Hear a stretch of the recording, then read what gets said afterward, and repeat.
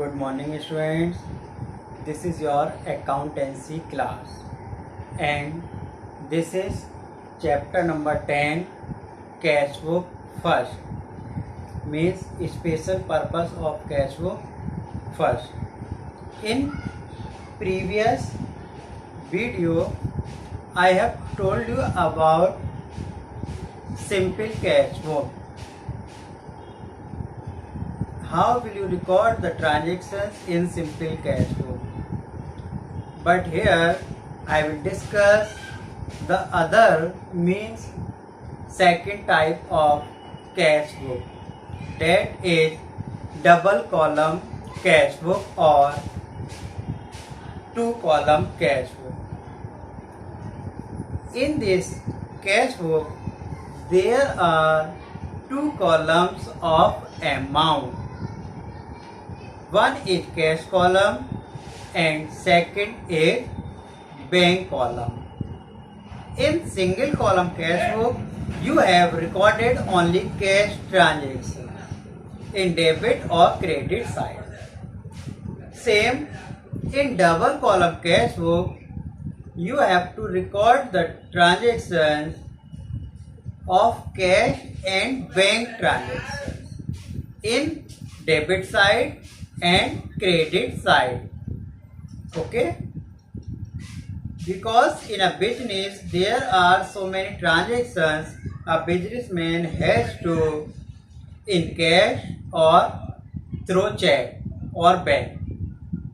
So we have to record these transactions in double column cash book. Okay, means जो double column cash book है इसमें आप cash और bank से related transactions को record करेंगे, क्योंकि इस कैश बुक में दो कॉलम होते हैं अमाउंट के लिए, एक कैश और एक बैंक के लिए. ओके, ये भी बिल्कुल सिंपल है जैसे आपने सिंगल कॉलम कैश बुक की थी, बट इसमें आपको बैंक ट्रांजैक्शन भी रिकॉर्ड करना है.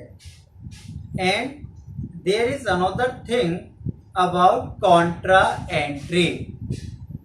Okay, contra entry means when you deposit the money into bank or withdraw money from the bank for office use. In both case you have to record contra entry. Means जब आप इस यानी कि double column cash book में bank में अगर amount deposit करते हैं और बैंक से अमाउंट विड्रॉ करते हैं ऑफिस यूज के लिए, in both case we have to record these in contra basis. यानी आपको इसे कॉन्ट्रा एंट्री के नाम से जानते हैं और रिकॉर्ड करेंगे. इसका मतलब है कि ये कैश बुक के दोनों साइड यानी डेबिट और क्रेडिट एस्पेक्ट में रिकॉर्ड होगी. ओके, किस तरह से? यानी कि जब आप बैंक से कैश निकाल रहे हैं या आप उसमें डिपॉजिट कर रहे हैं, तो इन दोनों ही केस में जनरली क्या होता है कि जब आप बैंक में अमाउंट डिपॉजिट करते हैं तो आप एंट्री क्या बनाते हो, bank account debit to cash account. इसी तरह से जब हम विड्रॉ करते हैं तब आप क्या एंट्री प्रिपेयर करेंगे, cash account debit to bank account. ठीक है, तो इन बोथ केस यानी वो एंट्री जिसमें आपकी कैश और बैंक अपोजिट एस्पेक्ट में आएंगे तो उनके लिए हम कॉन्ट्रा एंट्री प्रिपेयर करेंगे. And in LF column you can write C. Okay, जिससे आपको पता रहे तो इसलिए हम LF कॉलम में C लिख देते हैं उस एंट्री के आगे. क्लियर? तो I think Contra entry clear हो गई होगी. सिर्फ कोई टेंशन की बात नहीं है, बस आपको ये ध्यान रखना है जब भी हम पैसा जमा करेंगे बैंक में और ऑफिस यूज के लिए विड्रॉ कर रहे हैं, ठीक है, तो उन केस में हम कॉन्ट्रा एंट्री प्रिपेयर करें. कैसे करोगे वो मैं आपको बताऊंगा. And there is another thing, if any businessman receive cheque and deposit into bank on the same day, ठीक है, तो you have to record it in debit side of double column cash in bank column. If you receive check but not sent to bank on the same day, अगर आप check receive करते हैं और bank में नहीं भेजते हैं, deposit करते हैं उसी दिन, ठीक है, तो आप ये मानेंगे कि वो आपके पास ही रखा हुआ है, तो इस केस में चेक इन हैंड माना जाता है, यानी उसको हम रिकॉर्ड नहीं करेंगे। जब आप नेक्स्ट डेट में उसको बैंक में सेंड करोगे तो डेबिट साइड में टू चेक इन हैंड के नाम से रिकॉर्ड करेंगे। ओके, यानी सेम डे आप बैंक में डिपॉजिट करते हो तो उसको बैंक कॉलम में आप लिख दोगे अमाउंट को जिससे भी आपको रिसीव कराया जाए, ठीक है। और वो बैंक नहीं भेजा जाएगा तो हम जनरल एंट्री उसको रिकॉर्ड कर सकते हैं, ठीक है। बट नेक्स्ट डेट में जब भी आप उसको भेजोगे तो टू चेक इन हैंड और फिर बैंक कॉलम में सेंड करें। ओके, तो आपको ये दोनों बातें ध्यान रखनी है। क्या, यानी नंबर 1 आपको कॉन्ट्रा एंट्री के बारे में और सेकंड चेक के बारे में, ठीक है। तो आई थिंक आप सभी को क्लियर हो गया होगा। अब डबल कॉलम, जैसा मैं पहले ही बता चुका हूँ, यानी डबल कॉलम में 2 कॉलम होंगे आपके अमाउंट के लिए, कैश और बैंक। ओके, तो किस तरह से हम सॉल्व करेंगे आपको मैं क्वेश्चन सॉल्व करके देता हूँ। सो देखते हैं बुक में जो आपके क्वेश्चन है, यानी क्वेश्चन नंबर 5 से स्टार्ट होते हैं आपके 2 कॉलम कैश, ठीक है। तो क्या है, किस तरह से आप रिकॉर्ड करोगे वो मैं आपको बता दूँ। Question number 5, record the following transactions in double column cash book and balance the book on 31 मार्च 2020, ठीक है। तो हम क्या है, double column cash book prepare करेंगे। क्या फॉर्मेट है, किस तरह से आप करेंगे, तो आई थिंक कोई प्रॉब्लम नहीं होनी चाहिए, ठीक है। जिस तरह से आपने सिंगल कॉलम बनाई थी उसी तरह से इसको बस एक कॉलम अमाउंट का इंक्रीज करें। तो double column cash book question number 5 देख लेते हैं क्या फॉर्मेट रहेगा।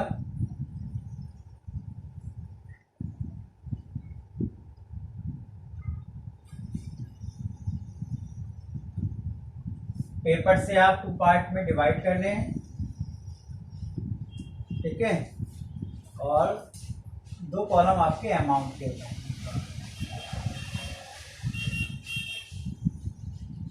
एक LF बना लेते हैं और एक date.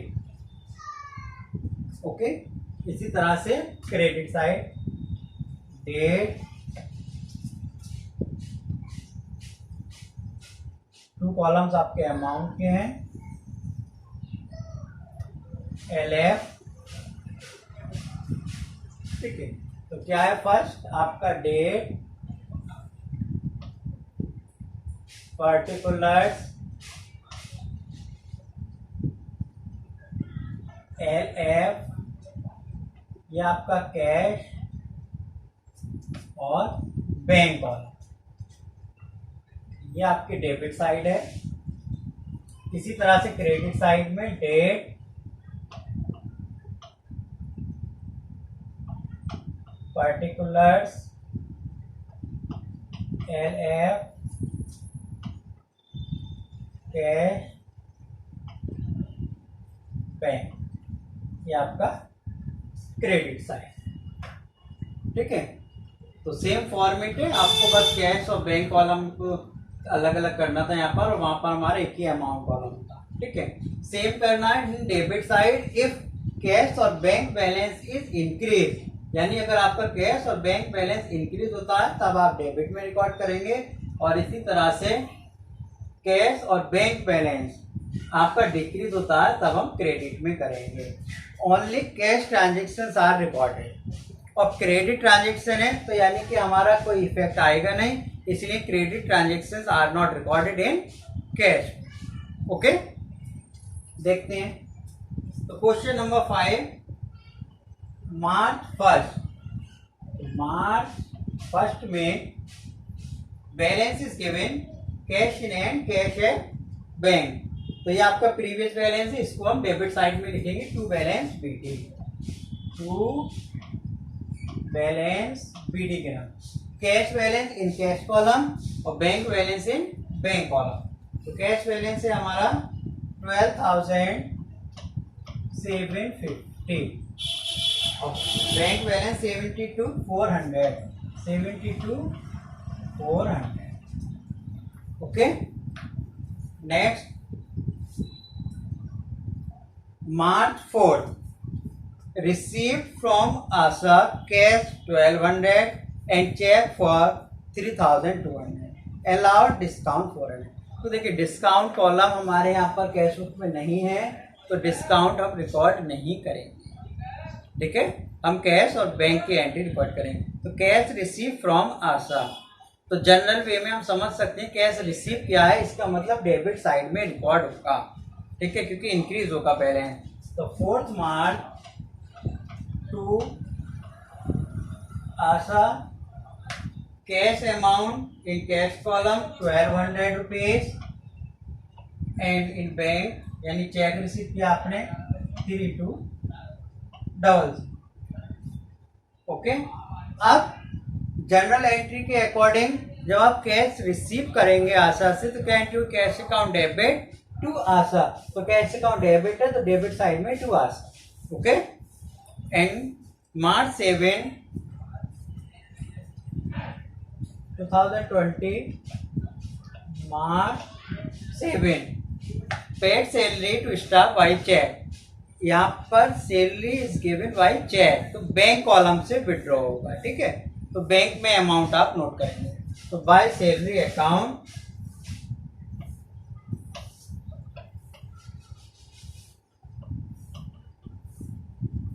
In bank column 25,600 okay. March 9 withdraw cash from bank for office use। I have told you कि withdraw cash from bank for office use it will be recorded as contra entry okay. कैसे, जब आप bank से पैसा withdraw करते हैं तो general entry हम बनाते हैं cash account debit to bank account, और जिन एंट्री में कैश और बैंक या बैंक और कैश आएगा, ठीक है, अपोजिट एस्पेक्ट में उसकी हम कॉन्ट्रा एंट्री प्रिपेयर करेंगे, ठीक है। तो क्या एंट्री होगी कैश अकाउंट डेबिट, ठीक है। नाउ लिसन March 9, तो ये ध्यान रखेंगे दोनों साइड पहले तो ये रिकॉर्ड होगा। अब March 9 में आपने विड्रॉ किया तो कैश अकाउंट डेबिट है तो डेबिट साइड में आ जाएगा टू बैंक अकाउंट और यहाँ पर हम सी लिख देंगे इसके। इसी तरह से क्रेडिट में आ जाएगा आपका बाय कैश अकाउंट सी लिख देंगे, ठीक है। आपके अमाउंट है 21,900, तो बैंक कॉलम की अमाउंट तो आ जाएगी कैश में 21,900, इसीलिए कॉन्ट्रा एंट्री क्योंकि अपोजिट एस्पेक्ट में रिकॉर्ड हो रहा। और जहां कैश है वो अमाउंट आएगी आपकी बैंक में 21,900 ओके। अब इससे हम देखो चेक भी कर सकते हैं क्योंकि डेबिट साइड से क्या होता है हमारा बैलेंस इंक्रीज होता है, यानी कि तो कैश आपकी बढ़ गई क्योंकि आपने निकाल रखा है बैंक से, और यहाँ पर क्या है कम हो गई 21,900 से क्योंकि आपने कैश निकाला है बैंक से, ठीक है, क्योंकि ये साइड कम को शो करेंगे। इसी तरह से next March 9 interest paid by bank on bank balance, interest bank ने पे किया है तो इसका मतलब क्या है आपका बैंक कॉलम इंक्रीज हो जाएगा। तो March 12 to bank interest account 1,200 rupees, bank से इंटरेस्ट रिसीव किया है इसीलिए बैंक कॉलम में। Next purchase furniture in cash, March 16 by furniture account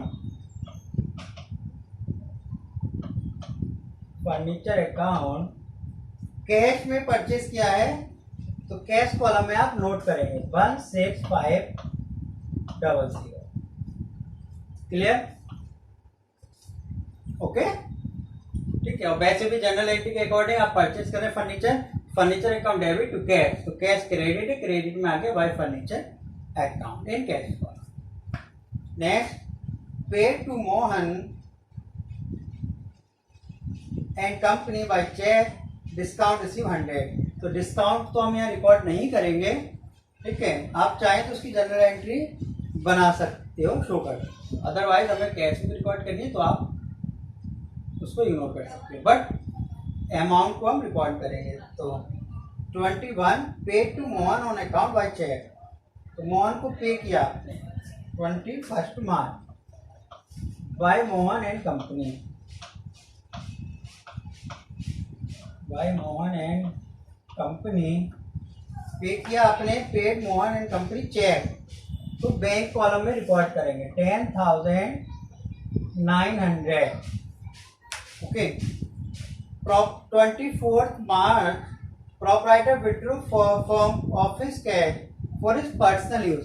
तो पर्सनल यूज के लिए जो आप विड्रॉ करेंगे वो होती है हमारी ड्राइंग्स, ठीक है। यहाँ जनरल एंट्री होती है drawings account debit to cash account, ठीक है। बैंक से निकालेंगे तो बैंक अकाउंट, तो इसकी कोई कॉन्ट्रा एंट्री रिकॉर्ड नहीं है, ठीक है।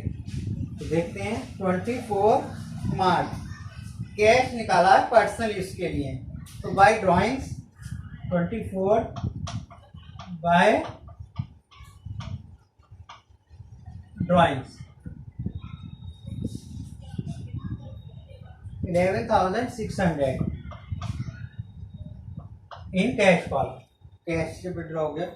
Sold goods to Manoj for cash, cash में बेचा है आपने, तो डेबिट साइड में आ जाएगा टू सेल्स अकाउंट, ठीक है। क्रेडिट पर होता मनोज को तो रिकॉर्ड नहीं होता, तो यहाँ पर हो गया आपका 14,800 इन कैश। इसी तरह से 31 March deposit office cash in bank, तो यहाँ पर क्या आपने डिपॉजिट किया है बैंक में, जो भी हमारा पैसा था कैश था, तो जब बैंक में डिपॉजिट किया तो एंट्री होगी bank account debit to cash account. इसका मतलब क्या, कॉन्ट्रा एंट्री रिकॉर्ड करना।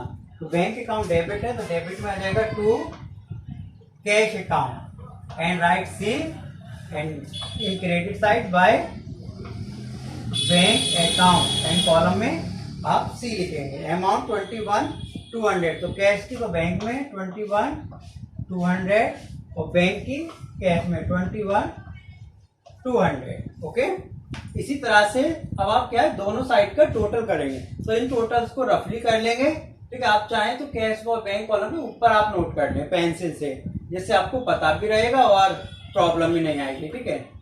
और फिर हम उसको रिकॉर्ड करेंगे। तो देखते हैं दोनों साइड का मैं टोटल कर देता हूं। तो कैश का आपका टोटल होगा 50,650। इसी तरह से बैंक कॉलम का टोटल आप करेंगे, तो बैंक का टोटल होगा आपका 98,000 और सेम क्रेडिट साइड में करेंगे तो कैश का टोटल 49,300 और इसी तरह से बैंक कॉलम कर लेंगे तो 58,400। ओके, तो जो टोटल आपको पता ही है ज्यादा उसको हम दोनों साइड लिखेंगे। तो देखो डेबिट साइड का ज्यादा, मैं मोस्टली आपका डेबिट ही ज्यादा रहेगा, तो 50,650 50,650 ओके, और आपका ये है 98,000।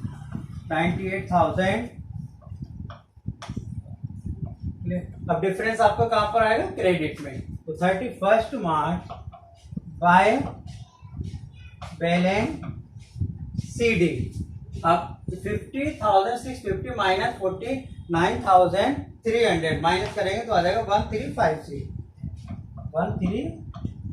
इसी तरह से 98,000 माइनस 58,400 ये आएगा 39,600। ओके, तो इस तरह से हमारा जो क्वेश्चन है वो सॉल्व हुआ। अब आप इस बैलेंस को नेक्स्ट डेट में मैं प्रीवियस वीडियो में ही बता चुका हूँ कि आप ट्रांसफर कर सकते हैं। तो फर्स्ट इस तरह से यहाँ पर आप नोट कर लें, 1 अप्रैल टू बैलेंस BD। ओके, तो कैश का कैश में 1350 और 39,600 इन बैंक। ओके, अदरवाइज आप यहाँ तक भी छोड़ते हैं तो कोई प्रॉब्लम नहीं। ओके, तो आई थिंक आप सभी को अच्छे से क्लियर हो गया होगा। Try to solve it. Thank you, have a nice day.